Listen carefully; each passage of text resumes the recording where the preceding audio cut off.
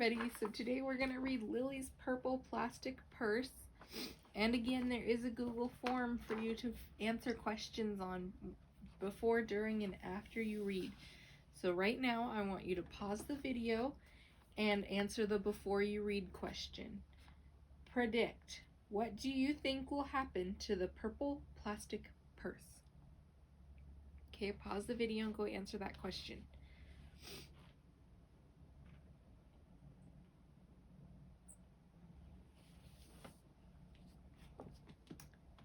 Lily's Purple Plastic Purse by Kevin Henkes.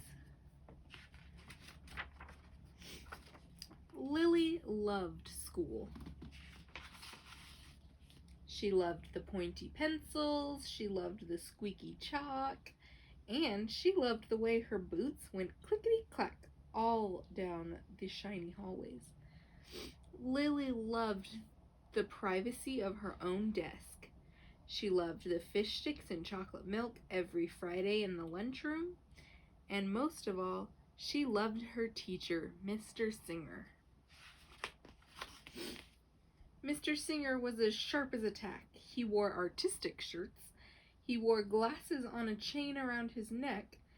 And he wore a different colored tie for each day of the week. Wow, said Lily. That was just about all she could say. Wow. Instead of greetings, students, or good morning, pupils, Mr. Singer winked and said, howdy. He thought that desks in rows were old-fashioned and boring. Do you rodents think you can handle a semicircle? And he always provided the most tasty snacks. Things that were curly and crunchy and cheesy. I want to be a teacher when I grow up, said Lily. Me too, said her friends Chester, Wilson, and Victor. At home, Lily pretended to be Mr. Slinger. I am the teacher, she told her baby brother Julius. Listen up. Lily even wanted her own set of deluxe picture encyclopedias. What's with Lily? Asked her mother. I thought she wanted to be a surgeon or an ambulance driver. Or a diva, said her father. It must be because of her new teacher, Mr. Slinger, said her mother. Wow, said her father. That was just about all he could say. Wow. Whenever the students had free time, they were permitted to go to the light bulb lab in the back of the classroom. They expressed their ideas creatively through drawing and writing. Lily went often. She had a lot of ideas. She drew pictures of Mr. Slinger and wrote stories about him too. During sharing time, Lily showed her creations to the entire class. Wow, said Mr. Slinger. That was just about all he could say. Wow. When Mr. Slinger had bus duty, Lily stood in line, even though she didn't ride the bus. Lily raised her hand more often than anyone else in class, even if she didn't know the answer. And she volunteered to stay after school and clap the erasers. I want to be a teacher when I grow up, said Lily. Excellent choice, said Mr. Slinger. One Monday morning, Lily came to school especially happy. She had gone shopping with her Grammy over the weekend. Lily had a new pair of movie star sunglasses, complete with glittery diamonds and a chain like Mr. Slinger's.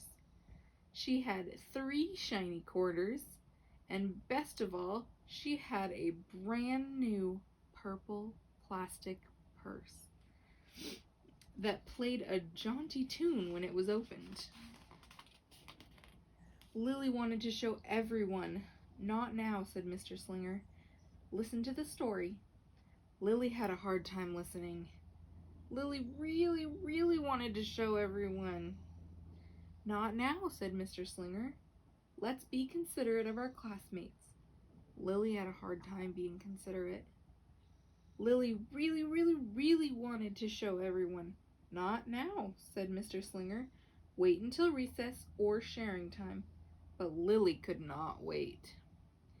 The glasses were so glittery, the quarters were so shiny, and the purse played such nice music, not to mention how excellent it was for storing school supplies. "Look," Lilly whispered fiercely. "Look, everyone. Look what I've got." Everyone looked, including Mr. Slinger. He was not amused. Okay, I want you to pause the video here and answer the while you read question. What should Lilly have done with her purse during class time? Okay, so pause the video and go answer that question.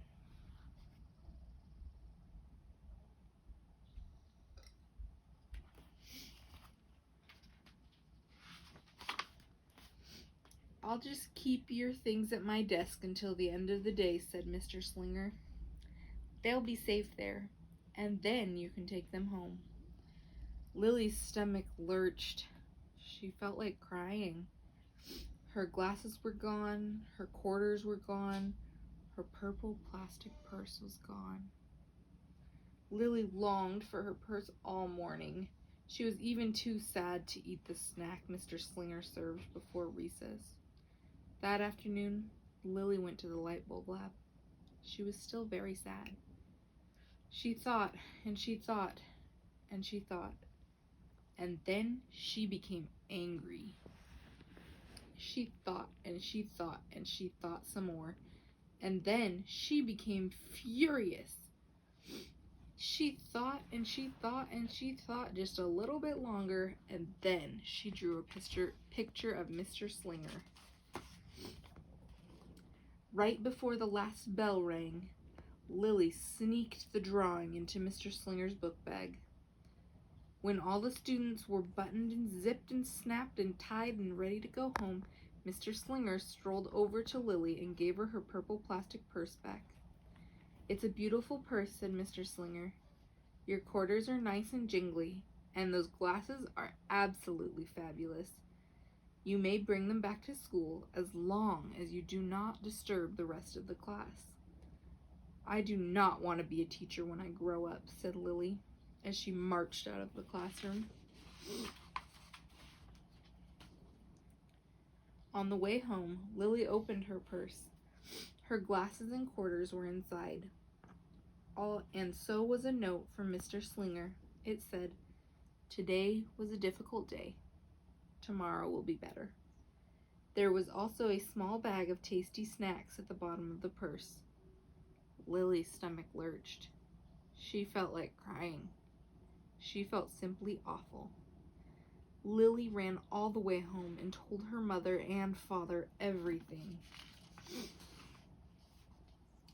Instead of watching her favorite cartoons, Lilly decided to sit in the uncooperative chair.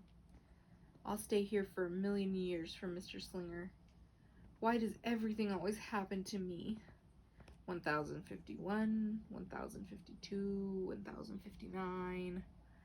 That night, Lilly drew a new picture of Mr. Slinger and wrote a story about him too.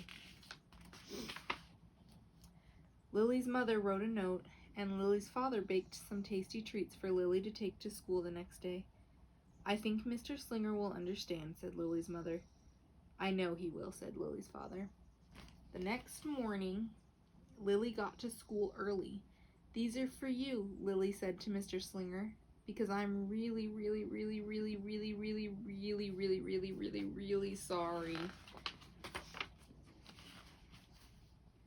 Mr. Slinger read the story, and he looked at the picture, and he read the note, and he sampled the snacks. "Wow," said Mr. Slinger. That was just about all he could say. Wow. "What do you think we should do with this?" asked Mr. Slinger. "Could we just throw it away?" asked Lilly. "Excellent idea," said Mr. Slinger. During sharing time, Lilly demonstrated the many uses and unique qualities of her purple plastic purse, her shiny quarters, and her glittery movie star sunglasses. Then she did a little performance using them as props. "It's called interpretive dance," said Lilly. Mr. Slinger joined in. Wow, said the entire class. That was just about all they could say. Wow. Throughout the rest of the day, Lily's purse and quarters and sunglasses were tucked safely inside her desk. She peeked at them often, but did not disturb a soul. Right before the last bell rang, Mr. Slinger served Lily's snacks to everyone's delight. "What do you want to be when you grow up?" asked Mr. Slinger. "A teacher," everyone responded. Lily's response was the loudest. "Excellent choice," said Mr. Slinger. As the pupils filed out of the classroom, Lily held her purple plastic purse close to her heart. Mr. Slinger was right. It had been a better day. Lily ran and skipped and hopped and flew all the way home. She was so happy, and she really did want to be a teacher when she grew up. That is when she didn't want to be a dancer or a surgeon or an ambulance driver or a diva or a pilot or a hairdresser or a scuba diver. The end. So now you're going to pause the video. You're going to end the video and you're going to go answer the after you read question. Do you think it was hard or easy for Lily to apologize? Why? Okay, go answer your question.